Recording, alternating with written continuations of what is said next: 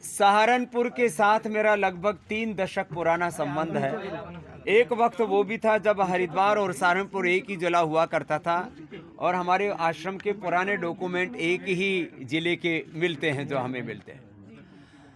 आज सहारनपुर में हमने पतंजलि मेगा स्टोर की ये और उसके साथ में ही पतंजलि परिधान, पतंजलि चिकित्सालय एक साथ है 3 मंजिल का एक बहुत ही भव्य दिव्य स्टोर खोला है। ऐसे लगभग 5,000 स्टोर्स पतंजलि के हैं और 5 लाख से ज़्यादा हम शॉप्स पर डायरेक्ट डिस्ट्रीब्यूशन करते हैं। पतंजलि के सामान यूँ 10 लाख से ज़्यादा दुकानों पर मिलते हैं, लेकिन क्योंकि पतंजलि मेगा स्टोर यहाँ 1,000 से ज़्यादा पतंजलि के प्रोडक्ट्स उपलब्ध होते हैं। किसी दुकान में ये प्रोडक्ट उपलब्ध होंगे तो फिर वो दुकान में दूसरी चीज़ें कहाँ रखेगा। इसलिए अपने आप में पतंजलि मेगा स्टोर एक बहुत बड़ी सौगात होती है जहाँ पर भी खुलता है।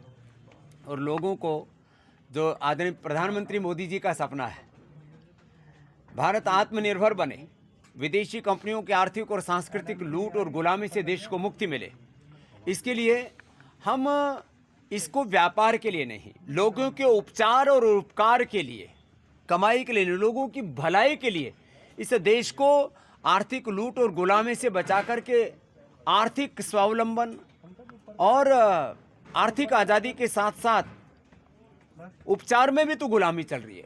विदेशी चिकित्सा की, विदेशी शिक्षा की, खेती खलिहानों से लेकर सब जगह ये जो गुलामी का पूरा कुचक्र है, हम उसको तोड़ना चाहते हैं और देसी चिकित्सा, देसी शिक्षा और देसी जो हमारी संस्कृति और स्वाभिमान से देश को जोड़ना चाहते हैं। उसी क्रम में आज हम यहाँ सहारनपुर में आए हैं और मुझे विश्वास है यहाँ के लोग इससे ज़्यादा लाभान्वित होंगे।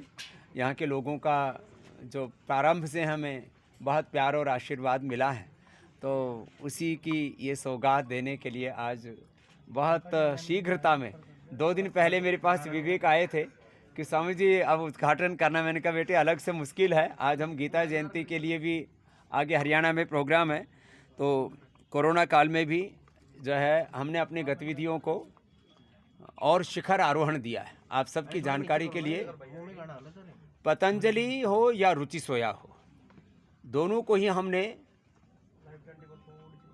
बहुत प्रामाणिकता से संचालित किया है और पतंजलि ने और रुचि सोया ने सफलता के नए आरोहण पाए हैं। बहुत जल्दी ही हम इसमें कुछ नया भी करने जा रहे हैं।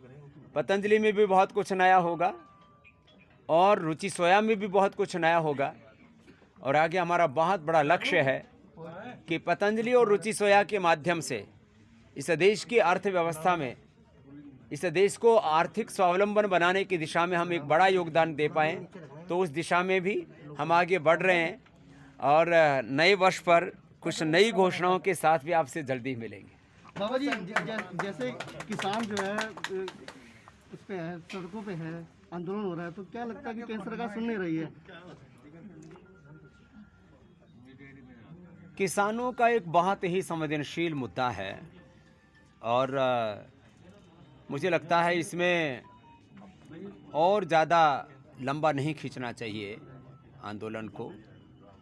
कुछ बातें सरकार को और कुछ बातें किसानों को मान करके एक बीच का रास्ता इसमें ज़रूर निकालना चाहिए।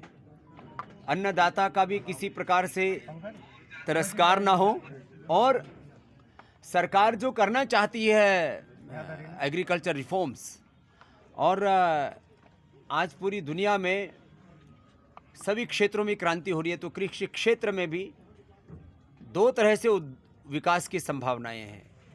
एक, किसानों को नए अवसर उपलब्ध करा करके,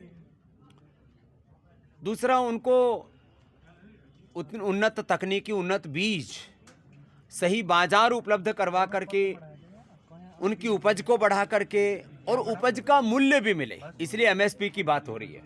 और सरकार ने इस संदर्भ में बार बार कहा भी है, लिखित आश्वासन देने के लिए भी सरकार तैयार है कि हम एमएसपी को बंद नहीं करने जा रहे हैं, बल्कि एमएसपी को बढ़ाने के लिए और मंडियों को बढ़ाने की बात है और तमाम तरह के जो सुविधाएं देने की बात है उस पर भी सरकार सहमत है।